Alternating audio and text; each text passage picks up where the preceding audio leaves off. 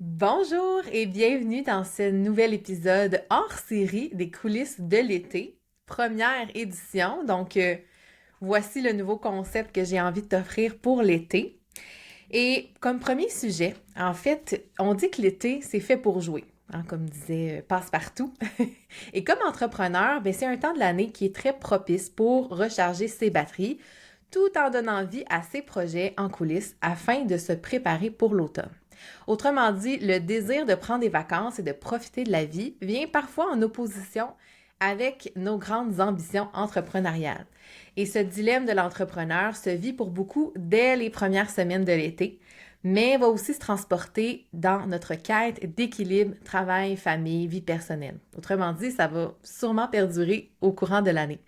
Et comment ne pas se sentir déchiré entre deux désirs profonds et arriver à être pleinement dans l'instant présent? C'est ce qu'on va jaser aujourd'hui avec mon invitée spéciale, Audrey Dufour, propriétaire de Karma Boréal. Elle est maman, yogi, enseignante de méditation et entrepreneur dans un univers axé sur le bien-être et la collaboration. Alors, bienvenue dans cet épisode spécial, Audrey. Merci pour ton invitation. Ça me fait vraiment plaisir d'être ici avec toi. Ça me fait vraiment plaisir d'enregistrer cet épisode-là avec toi, surtout que tu sois la première invitée spéciale de l'été. Je suis vraiment contente. C'est ça, on a eu la chance de collaborer ensemble cet hiver et vraiment, j'ai eu un beau coup de cœur pour ta vision du yoga, de la méditation. Faut dire que moi, je suis quand même loin de cet univers-là. Puis tu réussis chaque fois à à me rapprocher de ces concepts-là. Puis j'avais envie que tu puisses venir parler de ta vision de la pleine conscience avec les entrepreneurs qui vont nous écouter. J'espère que le programme te plaît. Oui, tout à fait. Puis j'ai envie de te demander, en commençant, euh, suite à mon introduction où je parlais du fameux dilemme de l'entrepreneur, j'appelle ça le dilemme estival de l'entrepreneur. J'en ai parlé aussi dans des épisodes antérieurs. J'ai envie de savoir si toi, tu te reconnais dans ce dilemme-là ou qu'est-ce que tu penses de ça, en fait, de ton point de vue à toi? Je vis ce dilemme-là chaque jour. Donc, à la fin de l'épisode, vous vous rappellerez ça quand je vais vous donner tous les trucs. On aura parlé de pleine conscience. Puis, on a souvent cette impression-là que parce que la personne enseigne ces concepts-là, ils sont complètement infusés à l'intérieur d'elle. Mais je vais vivre ça tous les jours. En étant une jeune maman, mon garçon a Hmm. 2 ans. Mon entreprise est en pleine croissance. Constamment, j'ai le sentiment que pour la famille, l'idéal serait d'être à temps partiel, mais pour l'entreprise, j'aurais besoin de travailler tellement plus. Fait que c'est un dilemme que je connais bien, que je comprends. Euh, ouais, un dilemme que je Hmm. rencontre peut-être trop souvent. Et j'imagine qu'à la fin, ça va me faire du bien justement qu'on en ait parlé, puis je vais en retirer des belles leçons, moi aussi. Hmm. Puis en fait, comment s'annonce finalement ton été? Est-ce que tu vas mixer aussi vacances estivales avec des projets? J'imagine que oui, parce que ça bouge beaucoup pour Karma Boréal. Je suis le portrait que te dépeint. Je suis l'entrepreneur qui a envie de profiter de son été pour mettre en place plein de projets au niveau du site Internet, au niveau du service client, au niveau des cours, au niveau de la collaboration, mais en même temps, je suis la maman qui a pas de garderie cet été. Fait que Hmm. moi, je suis déjà en train de faire ce cheminement-là afin de savoir comment je vais faire pour rester zen cet été et pas me sentir déçue d'une journée à l'autre. Donc, je vais travailler une semaine sur deux. Mon conjoint faisant des runs, il travaille 7 jours et ensuite c'est 7 jours off. On sait déjà que je vais avoir un 7 jours, dans le fond, 2 semaines par mois que je vais pouvoir travailler. Mais ça reste qu'il y a une semaine qu'il n'y a pas grand-chose qui va avancer. Hmm. Ouais, c'est ça. Puis je l'ai pas mentionné explicitement dans l'introduction, mais Karma Boréal, dans le fond, c'est à la base un studio de yoga d'enseignement de méditation. Puis là, bien sûr, il y a toute l'expérience en ligne qui a vu le jour. Puis comme première question, j'ai envie de te demander, qu'est-ce qui fait que aujourd'hui ton entreprise met au cœur, en fait, au cœur de ton entreprise, on retrouve le yoga et la méditation. Qu'est-ce qui t'a amené à à bâtir Karma Boréal? J'ai toujours voulu changer le monde. C'est hyper naïf comme vision. Mon premier choix de carrière, c'était d'être dans le loisir et j'ai fait mes études en loisir. J'ai un DEC-Bac en loisir, donc technique d'intervention en loisir suivi d'un baccalauréat en récréologie qu'on appelle maintenant loisir culture tourisme. Et mon objectif, c'est vraiment de changer le monde, d'améliorer le monde, d'amener de la douceur. Et le loisir, c'est une des façons qu'on peut vraiment se développer comme personne. C'est une façon de prendre soin de soi. Du haut de mes 17 ans, quand je devais choisir ma carrière, je me demandais qu'est-ce qui me faisait le plus de bien dans ma vie, ce que j'aimais le plus. Et c'était mes implications. J'étais une personne hyper impliquée à l'école secondaire, dans ma communauté. J'étais aussi une personne qui travaillait déjà dans le loisir parce que je donnais déjà des cours. J'étais professeure de danse et professeure de natation et de nage synchronisé. Wow! Donc, j'ai fait le choix d'aller en loisir. Et une fois dans ce métier-là, je me suis rendu compte que je touchais pas assez les gens. Et je suis donc professeure de cours depuis toujours. Puis j'ai évolué, je suis allée chercher mes formations pour être professeure de danse, éventuellement professeure de Zumba. Et là, je suis tombée dans le yoga, dans les différentes pratiques. Et je suis tombée en amour. Et là, j'ai vraiment vu l'outil pour aider les gens à créer plus de paix à l'intérieur de nous. Parce que, ultimement, ce que je veux, c'est créer plus de paix mondiale. Mais ça commence à l'intérieur de nous. Il faut cultiver la paix à l'intérieur de nous. Et ensuite, on va contaminer les gens autour de nous. Fait que là, le meilleur outil, selon moi, c'est le yoga, puis c'est la méditation. Quelle belle contamination, hein? Ça, c'est le genre de contamination qu'on aime après Oui. 3 ans de début de pandémie mondiale. C'est une belle mission, puis j'ai envie de savoir, en fait, comment ta première initiation avec le yoga, comment ça s'est passé? Parce que c'est tellement loin des enseignements qu'on a généralement dans notre famille. Tu sais, c'est de plus en plus inculqué à un jeune âge, mais dans notre génération respective, c'était pas le cas. Ça a été quoi ton premier contact avec le yoga? Comment tu as trouvé ça, très honnêtement, là? Premier contact, c'est Madonna. Hein? Madonna fait du Madonna? yoga. Le OK. savais-tu? Elle Non? a fait un film, je me souviens pas du tout du titre du film. Elle a fait un film, puis là, elle était responsable c'est la gardienne des maisons. Mais dans ce film-là, peu importe l'histoire, elle faisait du yoga. Et là, je me suis rendu compte qu'il y avait des gens qui faisaient du yoga autour de moi. Je me suis fait des amis qui faisaient du yoga. Évidemment, j'ai été impressionnée par les postures d'inversion sur la tête, sur les mains. Puis de fil en aiguille, j'ai fini par m'inscrire à mon premier cours de Power Yoga. J'ai quoi? J'ai 26 ans à l'époque. Premier cours de Power Yoga, puis là, la danseuse en moi a trouvé quelque chose de tellement incroyable. J'ai pas une très bonne mémoire, j'ai vraiment je pense qu'on pourrait dire que c'est un problème. Fait que c'est lourd pour moi d'apprendre toutes les chorégraphies. C'est vraiment un effort mental très, très grand. Et là, j'ai trouvé tous les bienfaits de la danse. Tu sais, le fait de bouger mon corps, d'être gracieuse, d'étirer, de respirer, d'être en groupe, de suivre un peu une chorégraphie, si on pourrait dire, sans Ouais. avoir à se souvenir de celle-ci. Tu peux repartir, tu peux l'oublier, tu peux la pratiquer dans n'importe quel ordre ensuite, puis ça me faisait vraiment du bien. Fait que j'ai continué évidemment, puis j'ai juste continué à tomber en amour avec la pratique du yoga. La connexion incroyable qu'il y a entre le corps et l'esprit. On dit souvent, faut que ton cœur parle à ta tête ou parle pas juste avec ta tête, parle pas juste avec ton corps. Là, il y a une connexion privilégiée qu'on bâtit tout ce qu'on apprend sur le tapis de yoga. Et c'est pareil dans une pratique de méditation. L'idée, c'est de venir l'infuser dans notre quotidien. Tu veux pas apprendre à être souple sur ton tapis de yoga pour ensuite avoir un mental très, très rigide. Mais non, tu veux l'intégrer dans ta façon de penser, dans ta façon de voir la vie. Et c'est ça qui est beau. Ça devient une façon de vivre. Ouais, puis justement, en parlant de mental, ben, tu sais, comme je le disais dans l'introduction, l'espèce de dilemme qu'on a, tu sais, spécifiquement l'été, mais en fait toute notre vie on veut être la maman présente pour son enfant, qui est disponible, qui a le goût de jouer sur demande, puis tu sais, qui est ultra présente, mais en même temps, on a aussi des aspirations de carrière, d'entreprise et tout ça. Quand plus on est entrepreneur, ben tu sais, on sait que c'est nous la clé de l'avancement pour ces ambitions-là. Comment, comment on fait finalement pour être dans ce fameux moment présent que tout le monde parle? Comment on fait pour le vivre? Parce que c'est pas évident, je trouve. Non! Puis c'est une belle force qu'on a de pouvoir penser au futur puis revenir dans le passé aussi. Mais la réponse, c'est d'être dans la pleine conscience. Et plus tu pratiques la pleine conscience, plus tu as accès facilement et rapidement à l'instant présent. Et plus tu vas rapidement et facilement dans l'instant présent, plus ça va être facile de pratiquer la pleine conscience. La pleine conscience, c'est la capacité d'être complètement ici et maintenant, connecté à l'expérience de l'instant présent.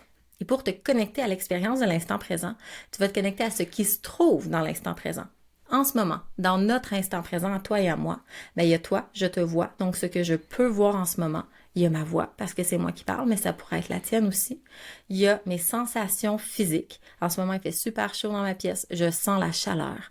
J'ai soif. Je sens la soif. Donc, les différentes sensations. Donc, tu veux revenir vivre l'instant présent à travers tes sens. Donc, concrètement, c'est comme être un peu en fait, questionner notre baromètre interne ou nos sensations ou ce qu'on vit. C'est-tu de... Tu sais, par exemple, je te mets en situation, Mhm, là, mettons que je veux travailler sur quelque chose, puis là, ma fille est avec moi à la maison, puis là, ben, elle veut qu'on aille dans la piscine, par exemple. Puis moi, je suis comme, mhm. oh non, tu sais, je me mets dans le beat de l'été, tu sais. Puis elle veut donc que je vienne dans la piscine avec elle. Ben, tu sais, souvent, c'est comme le déchirement à ce moment-là de prendre une décision de soit lui dire non, on va y aller tantôt, puis là, de la décevoir, puis de gérer la déception, puis les émotions qui viennent avec, ou bien de dire, ben, gars, c'est pas grave, je continuerai plus tard, là, je vais vivre pleinement Mhm. mon été. J'ai l'impression qu'aussi la pleine conscience est. Il y a quelque chose par rapport aussi à la prise de décision, tu sais, d'être capable de reconnaître qu'est-ce qui est le plus bénéfique pour moi ici maintenant, sans égard à ce que moi j'aurais envie de faire. Ouais. Pas envie, mais en tout cas, tu comprends ce que je veux dire? Je m'explique mal, mais... La pleine conscience, dans l'instant présent, dans tes sensations, il y a les émotions. Une émotion, là, c'est pas une pensée. Tu te dis pas, hey, je suis dans la joie. Hey, je suis dans la sérénité. Tu le ressens. La Ouais. sérénité, dans mon corps à moi, c'est beaucoup de légèreté. De l'angoisse, c'est dans mon ventre. La colère, c'est dans ma mâchoire. C'est quelque chose qui peut être généralisé. On a tendance à dire que le stress est dans les épaules, par exemple, mais ça se peut que ça soit autrement. Plus tu te permets de vivre la pleine conscience, plus tu es connecté à la personne la plus importante de ton univers, toi, et mieux tu es capable de cerner rapidement tes besoins. Donc, tu es capable de comprendre qu'est-ce qui se passe à l'intérieur de toi, de les écouter, de valider tes besoins, et tu es capable de mieux comprendre qu'est-ce que, là, en ce moment, je devrais faire, qu'est-ce qui est important. Et ça devient un cercle. Plus tu es dans la pleine conscience, plus tu es capable de prévoir tes besoins, plus tu comprends, tu connais. C'est comme recommencer à faire notre propre connaissance. On se met à se dater. Du jour au lendemain, on devient la personne la plus importante de notre univers. Ça aurait dû être ça depuis le début. Et là, on est mieux capable de comprendre dans quel écosystème on avance. Pour répondre à ta question, c'est quoi la bonne réponse? Est-ce que je dois aller jouer avec ma fille? Est-ce que je dois avancer? Moi, je l'ai pas. C'est toi qui l'as. Et plus tu vas pratiquer la pleine conscience, plus ça va aller de soi. Et peut-être que la réponse, ça va être de te dire, ben, pour pas te décevoir ma fille, je vais créer un horaire. Puis de telle à telle heure, je travaille, petit horaire, puis ensuite, je suis avec ma fille. Mais après ça, on pourrait dire, oui, mais là, je vais m'asseoir, puis là, je vais voir ma fille qui joue dans la piscine avec mon mari, puis là, je vais être déçue. Et là, c'est de pratiquer la satisfaction et l'instant présent. Tu peux avoir du plaisir à regarder ta fille jouer, même si tu ne fais pas partie de son moment présent, tu es en mode contemplation. La contemplation, ça a aussi quelque chose de vraiment puissant, ça va venir calmer ton système, puis ça te permet de vraiment t'ouvrir à ce qu'il y a de plus grand que toi. On parle beaucoup de la contemplation avec la connexion avec la nature, mais en tant que maman, il n'y a rien de plus beau, selon moi, que regarder son enfant. Tu viens d'aller voir ta fille à son spectacle. Ça devait être incroyable d'être assis et contempler la réussite, le travail, la danse, tu sais, tout l'être de ta fille en train de performer. Fait que tu peux te permettre d'être dans cette émotion-là, dans ce mode-là. On a déjà parlé, toi et moi aussi, de notre capacité à être satisfait. Et ça, c'est quelque Oui. chose qui s'intègre bien à la pleine conscience, puis que je trouve qui est un bon moment à intégrer l'été, justement, quand, comme moi, on va être déchiré, on n'aura pas beaucoup de flexibilité au niveau de l'horaire, j'aurais voulu avancer des projets, j'ai pas le choix d'être avec Jacob, mais en même temps, ça me fait vraiment plaisir d'être avec Jacob. Donc moi, ce que je veux éviter, c'est d'être déçue d'avoir passé une journée avec Jacob, je serai jamais déçue d'être avec mon fils, et je veux pas non plus être déçue de travailler quand ça va être mon tour de travailler. Et là, c'est de Ouais. se permettre d'être satisfait. Ton cerveau, il est fait pour voir ce qu'il y a de dangereux, ce qu'il y a de stressant. On est fait pour ça. C'est comme ça qu'on a survécu jusqu'en 2023. Par contre, on peut entraîner notre cerveau à aller dans le bonheur. Et une des façons, c'est d'être satisfait. À chaque fois qu'on termine une tâche, prendre le temps de se dire « Hey, wow! High five, Audrey! Je viens de faire une tâche, t'es bonne. » Tu passes ta journée avec ton fils au lieu de et là, c'est vraiment de ramener ton attention dans l'instant présent. Donc, au lieu d'être déçu de ne pas être en train de travailler sur un projet qui te tente, tu te permets d'être dans l'instant présent, de vivre le moment avec ton fils. Moi, j'ai un fils avec ton enfant ou avec la personne avec qui t'es. Et là, tu te permets de cultiver la satisfaction et le bonheur, de vraiment t'infuser. Et c'est tout simple, c'est de prendre le sentiment qu'on est en train de vivre. Tu te sens sereine, tu te sens dans la joie. Tu prends le sentiment, tu te permets de te connecter avec lui dans ton corps. Il est où? Dans ton corps, dans ton cœur, dans ton diaphragme, dans ton ventre. Et tu vas respirer 3 fois avec cette émotion-là. Et là, tu es en train de l'enregistrer au niveau de ton cerveau. Et en te permettant d'honorer ces émotions-là qui te font du bien dans une journée où tu aurais pu te sentir déchiré, tu te permets justement de ne pas cultiver cette émotion-là qui ne te fait pas de bien, cette insatisfaction-là. Puis tu sais, dans ce que j'entends aussi, puis parce qu'on se connaît depuis plusieurs mois, tu sais, il y a aussi toute la notion de quand tu te crées des attentes, hein, c'est que là, t'es comme Ouais. rendu, t'es pas dans le présent parce que t'es dans le futur. Puis, en fait, ce que j'entends aussi, c'est l'espèce de notion de d'éviter l'anticipation, tu sais, de dire, ah, OK, cet été, là, je vais arriver à faire tout ça. Puis ce qui vient après, c'est, OK, comment on fait pour lâcher prise quand Mhm. notre anticipation, notre plan de match, finalement, ben, c'est tout sauf ça qui arrive, là, tu sais. Puis encore une fois, on revient dans la pleine conscience. Mais tu sais, je suis la pire des personnes pour évaluer le temps que ça prend pour faire un Moi projet. aussi. Fait que je suis la première à me dire, cet été, je vais avoir le temps d'enregistrer tant de méditation, tant d'épisodes de podcast, je vais remettre mon site internet à jour et je prends pas le temps de bien évaluer chaque projet. Fait que j'arrive à la fin. Moi, je fais ça, c'est dans le temps des fêtes. Le temps des fêtes, c'est tout le temps une période où je me dis, je vais faire plein d'affaires parce Ah qu'il y oui, a moi rien qui aussi. se passe. Puis j'y arrive jamais. Mais là, c'est d'être dans la pleine conscience. Et plus tu l'es, ça te permet de rationaliser plus facilement. Moi qui ai vraiment une faiblesse à ce niveau-là, d'évaluer le temps, je suis capable de me dire, ben là, c'est pas judicieux ce que tu es en train de faire aujourd'hui, Audrey, Mm. d'évaluer, de voir. Ça me permet d'être plus logique dans cette pensée-là. Ça me permet aussi, donc, d'avoir des objectifs. Maintenant, la façon dont moi je travaille, j'avance, j'ai un objectif, je veux passer tant de temps à travailler sur un projet. Je n'ai plus l'objectif d'avoir le projet fini. J'avance, OK, j'aime ouais, ça. J'aime ça. j'avance, je me dis aujourd'hui je mets 2 heures sur ça, aujourd'hui je vais avancer petit peu par petit peu, et ça fait beaucoup plus de sens dans ma réalité de famille, dans ma réalité de maman qui est souvent fatiguée, petit garçon qui dort pas tant, et aussi dans la réalité que là, ben on finit la première année de garderie, puis c'est arrivé souvent que la garderie elle a fermé, c'est arrivé souvent que Jacob était malade, donc je me sentais beaucoup moins coupable parce que j'arrivais pas à un moment où je me disais ah ben aujourd'hui j'aurais dû avoir fini ce projet-là. Ouais, C'est plus ouais. réaliste quand je me dis, ben, toutes les fois que j'avais l'opportunité, j'ai mis du temps dessus. Puis au lieu d'être stressée de pas arriver à la ligne d'arrivée, de pas arriver à Noël en même temps que tout le monde, je suis capable d'être satisfaite du temps que j'ai mis sur le projet. Et je suis capable de le faire dans la pleine conscience. Donc, d'être ici et maintenant, au lieu de me dire, ah, mais je suis pas rendue à telle étape, je suis pas rendue à telle étape. Ouais, puis je pense qu'il y a aussi beaucoup de pression qui vient, tu sais, de l'image que nous renvoie aussi la société, tu sais, que notre maison doit être bien rangée, bien, tu sais, comme bien organisée, que notre enfant, il doit faire plein d'activités parascolaires et d'enrichissement, puis que nous, on doit prendre soin de soi, on doit bien manger, on doit bouger, on doit méditer. Il me semble que, il me semble qu'on se met beaucoup de pression, puis encore plus quand t'es entrepreneur, je pense, parce que là, il y a l'espèce de tu veux donc que ton entreprise réussisse, puis l'espèce de Oui. peur de l'échec que quand t'es employé, ben t'as un petit peu moins, tu l'as Mhm. pareil, mais différemment. Qu'est-ce que tu penses de ça, toi? Ben là, j'inviterais à être dans le non-jugement et dans la Hmm. compassion. Et ça, c'est des concepts vraiment importants au niveau de la pleine conscience. Le pire juge de Mélanie, c'est Mélanie. Le pire juge d'Audrey, c'est Audrey. Quand tu Hmm. es dans la compassion, tu te permets vraiment d'être. Et là, je me répète, mais c'est important. Tu te permets d'être la personne la plus importante de ton univers. Et être dans le non-jugement, c'est le plus beau cadeau que tu pourrais te faire. Ça change des vies. Quand tu es dans l'instant présent, tu es installé, tu médites en pleine conscience du souffle, par exemple, techniquement, tu n'as pas de jugement. Quand ça arrive, tu es censé ramener ton attention. Si tu as un jugement, c'est parce que tu as une pensée et là, tu es décroché, tu es parti. C'est normal, c'est humain, on a tous des pensées pendant qu'on médite. Ben Mais là, on oui. ramène notre attention dans notre point d'ancrage qui est le souffle, par exemple. Cet exercice-là, je t'invite à le faire tout le temps. Tu es en train de travailler, puis tu penses à ta fille, tu ramènes ton attention dans ton travail. Tu es en train de te baigner, d'avoir une après-midi super agréable en famille. Puis là, tu dis, ah, j'ai pas retourné tel courriel, etc. Tu ramènes ton attention dans ce que tu es en train de faire.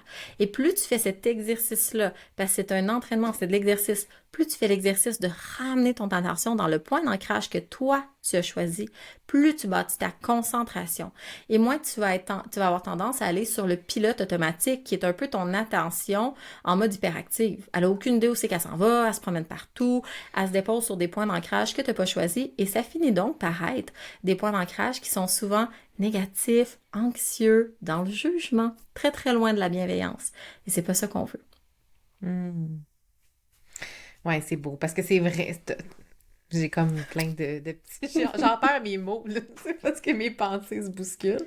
Mais ce que je trouve beau aussi dans ce que tu dis, c'est que, justement, en étant en ce moment notre pire critique, ben, on finit par être tellement plus dur et à se demander beaucoup de choses qu'on ne demanderait pas à nos proches, à notre meilleur ami, à nos parents. Tu sais, on est beaucoup plus conciliant avec les autres. De gars, c'est pas grave, tu sais, le ménage n'est pas fait, ça sera une autre fois. Puis c'est un peu, tu sais, dans les trucs que t'abordes, ça me fait un peu penser aussi aux entrepreneurs, tu sais. Moi, je me retrouve plus dans le désir de décrocher, dans le sens que je veux profiter pleinement de l'été. Je veux aussi planifier mon automne, c'est sûr, mais je veux profiter de l'été. C'est comme mon intention principale, c'est celle-là.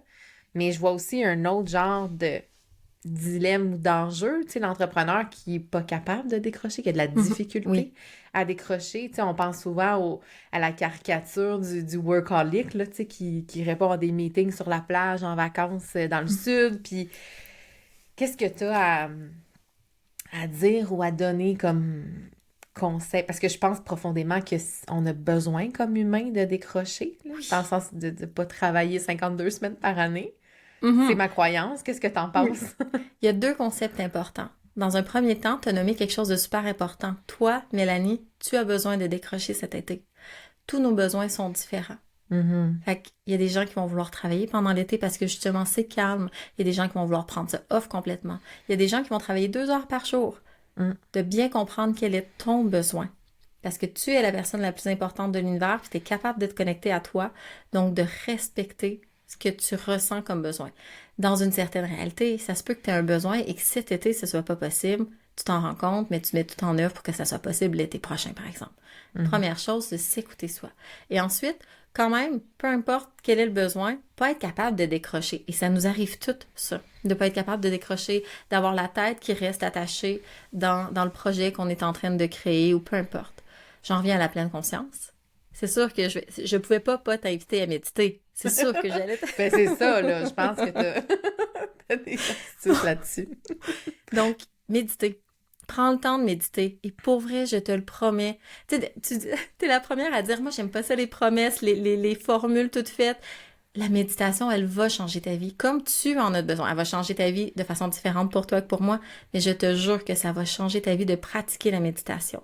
Ensuite, c'est de te permettre des méditations informelles. Et c'est peut-être la première fois que tu entends ce titre-là, méditation informelle, mais ce que je vais dire, tu l'as déjà entendu. Donc, 1. Programmer des moments où tu n'es pas connecté. Évidemment, je te conseille fortement le matin et le soir parce que c'est des périodes hyper fertiles. C'est comme si tu n'étais pas complètement réveillé. Tu es capable d'aller te déposer dans tes intentions puis dans ton essence plus facilement. Fait que matin et soir, si c'est possible pour toi de ne pas être connecté, mais choisis un moment. Par exemple, quand je pensais à notre rencontre d'aujourd'hui, je me suis dit, moi, je vais jamais me connecter entre 4 et 5. 4 et 5, c'est juste avant le souper. C'est un moment qui va déjà vite avec Jacob. Il veut tellement nous aider, puis ben, on va dire la vérité, il nous aide pas beaucoup. Oui, c'est ça. Oui, je comprends. Fait que rajouter le fait que je regarderais mon téléphone, ben on est ailleurs, là. Ça fonctionne pas. Donc, de prendre un engagement. Y a-t-il un moment que tu peux ne pas être connecté? Ça peut être une plage horaire. Ça peut être tous les dimanches, je ne suis pas connectée. Cette semaine-là, je ne suis pas connectée. Quand on est en voyage, nous, on va partir en camping quelques fois cet été. Ces fois-là, je m'engage à ne pas être connectée. De ne pas te connecter. Ensuite, de revenir souvent à toi. De venir voir comment tu vas à l'intérieur de toi. Tes émotions, elles vont se poser entre ton bassin et ta mâchoire. Prends l'engagement de venir voir plusieurs fois par jour comment tu vas. Parce qu'à ce moment-là, tu te permets de revenir dans l'instant présent. Quand tu te connectes à toi, tu es ici et maintenant.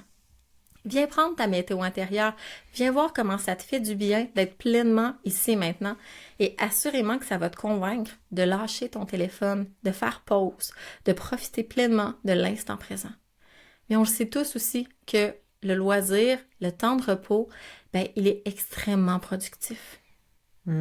C'est vraiment productif de prendre du temps pour nous. On a besoin de se recharger.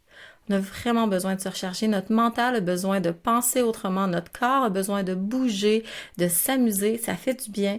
Quand tu dors, tu es en train d'activer ton système d'auto-réparation. Pareil quand tu médites. Mais quand tu es en mode loisir, tu es aussi en train de te faire vraiment beaucoup de bien. Savais-tu que le loisir, c'est un droit fondamental? Ça en dit long.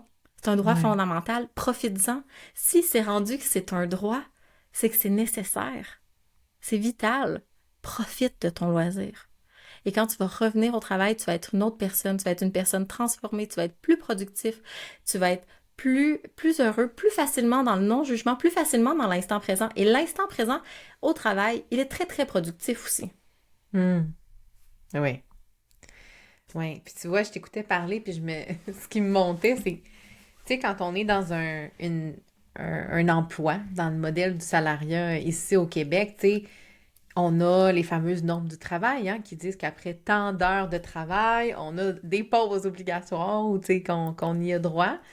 Puis, tu sais, si je repense au modèle que j'ai connu, tu sais, souvent, c'était comme, OK, on a une pause le matin, une pause après-midi, l'heure de lunch.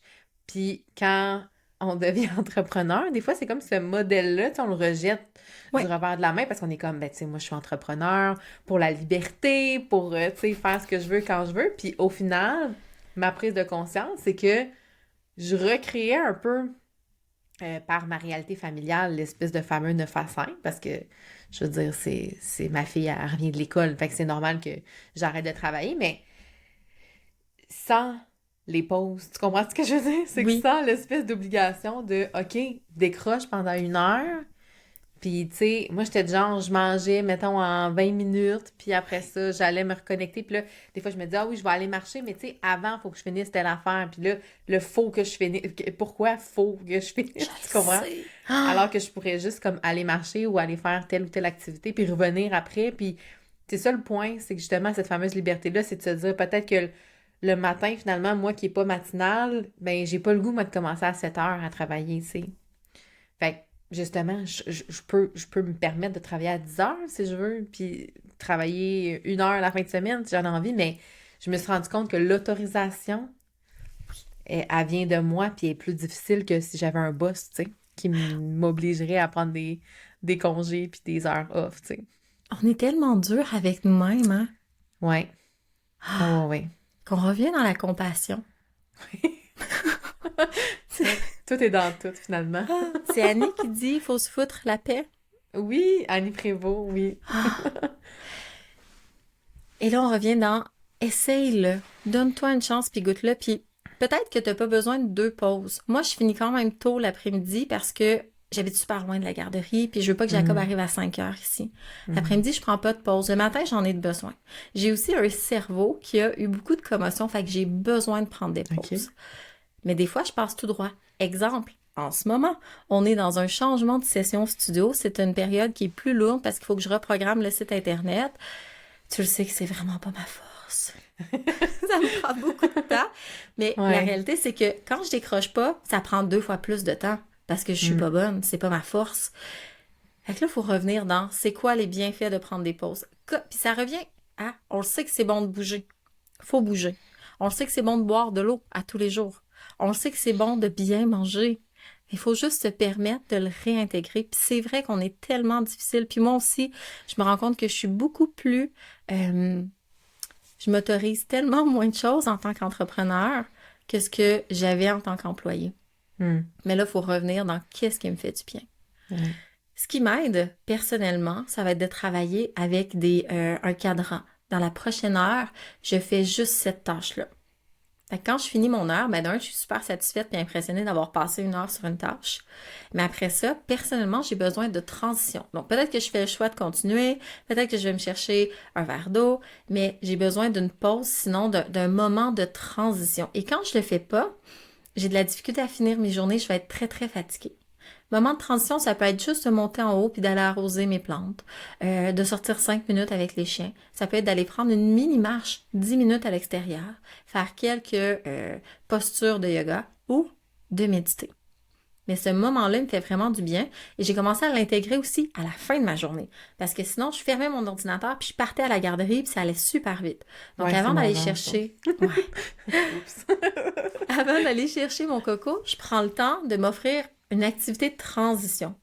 Donc, ça peut être juste c'est ça, prendre un instant. Puis, des fois, l'activité de transition, là, c'est de cleaner ma cuisine parce que ça me fait du bien. On va revenir, on va faire le souper, ça va être propre. Je peux Ouais. passer d'un mode boulot à un mode coco. Parce que si je fais juste boulot, coco, coco, boulot, coco, je suis toujours insatisfaite. J'ai l'impression que je passe pas du temps de qualité avec mon fils. Après ça, je tombe au boulot, j'ai l'impression que j'en fais pas assez. Fait que de prendre des moments, de m'engager pendant la prochaine heure, je fais ça. Ça m'oblige dans un premier temps, à la fin de l'heure, d'être satisfaite. On revient au fait de cultiver de la satisfaction quand on a fini une tâche, de me rendre compte que j'ai avancé. Ça me permet de rester dans l'instant présent. C'est un moment que je fais pas de service à la clientèle. Donc, si tu m'écris, je vais pas te répondre, je vais pas aller voir mes courriels.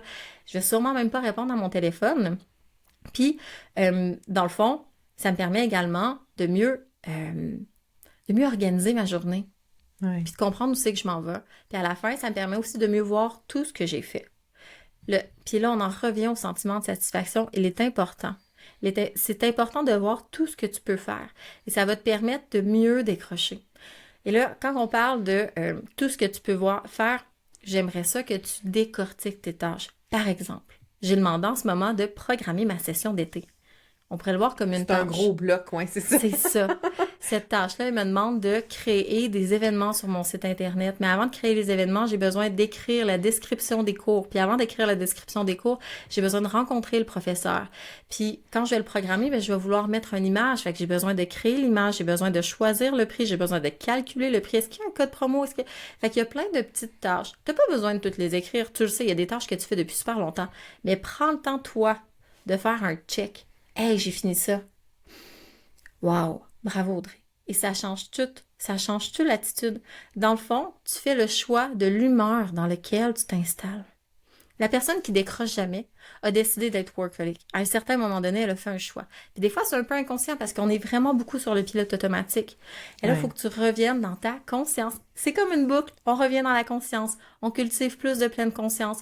On se permet de sortir de notre pilote automatique. Et là, on se permet d'être satisfait. Et on se permet de cultiver le cerveau du bonheur. Je suis en train de faire référence à un livre qui parle de vraiment beaucoup de théories. On pourra mettre le lien parce qu'il est vraiment intéressant. Mais oui, Belle lecture estivale. exact. Ben oui, j'aime ça. On ressort avec des suggestions de lecture en plus.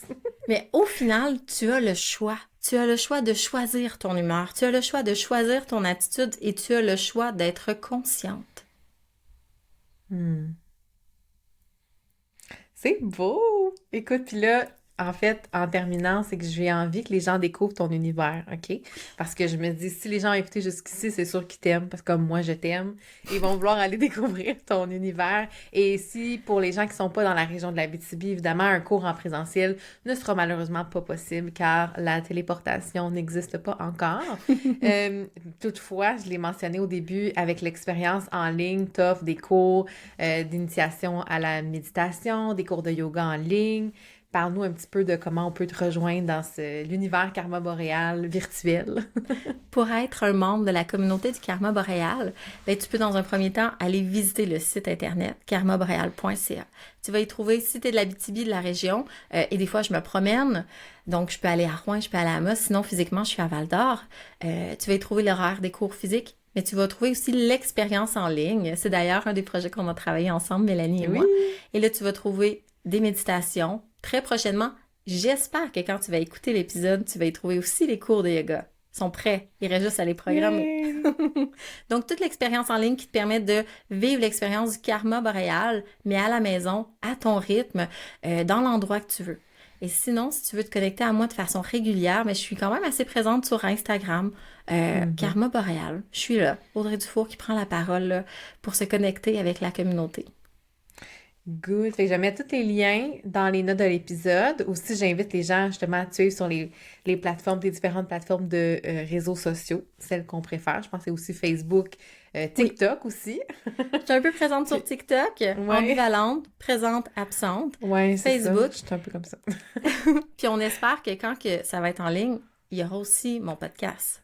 Oui, ça aussi, on a travaillé ensemble. J'ai tellement hâte. Tu sais, honnêtement, vous avez écouté l'épisode, vous avez entendu la voix d'Audrey. C'est comme c'est clair qu'en méditation, c'est savoureux. Puis en podcast, ça va être incroyable. Donc, j'ai hâte. Puis si c'est en ligne, ben allez voir dans les notes de l'épisode. Le lien sera évidemment au rendez-vous. Sera là. Est-ce que je peux Fait te poser une question pour terminer? mais bien sûr, tu me À la, déstabilises. oui, à la fin de l'épisode, toi, qu'est-ce qui est le plus important pour toi maintenant? Quel serait ton objectif ou ton intention maintenant pour cet été? Comment le vois-tu?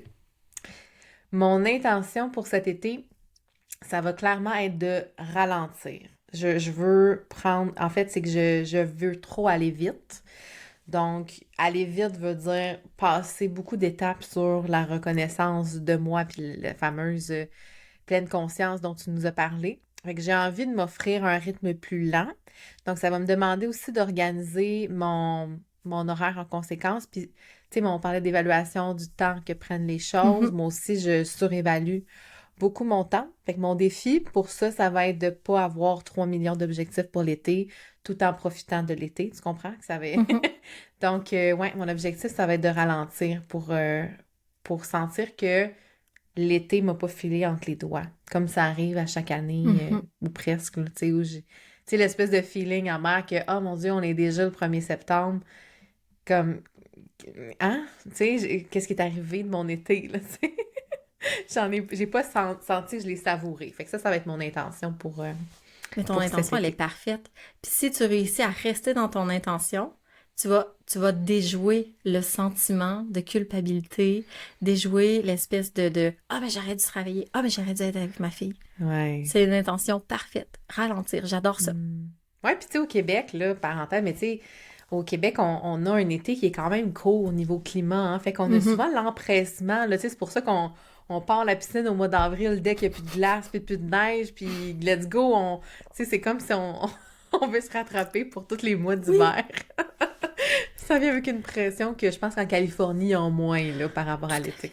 tout à fait. Fait qu'un gros Ah, merci Audrey, je suis vraiment contente de t'avoir reçu pour le premier épisode de hors-série de l'été. J'espère que t'as aimé ça. merci pour l'invitation. Merci de m'avoir accueilli dans cette première fois que je t'ai invité Oui. à un podcast. Je suis vraiment heureuse que ça ait été avec toi. Oui, je suis contente aussi d'avoir été la première hôte pour toi. Puis j'espère aussi que les gens que vous avez écouté l'épisode, que ça vous a donné des belles pistes de réflexion, puis des, des belles mises en action à pratiquer cet été. C'est un bon moment pour pratiquer la pleine conscience. Mhm, tout à fait. Fait qu'un gros merci, Audrey. Bye! Bye. Merci.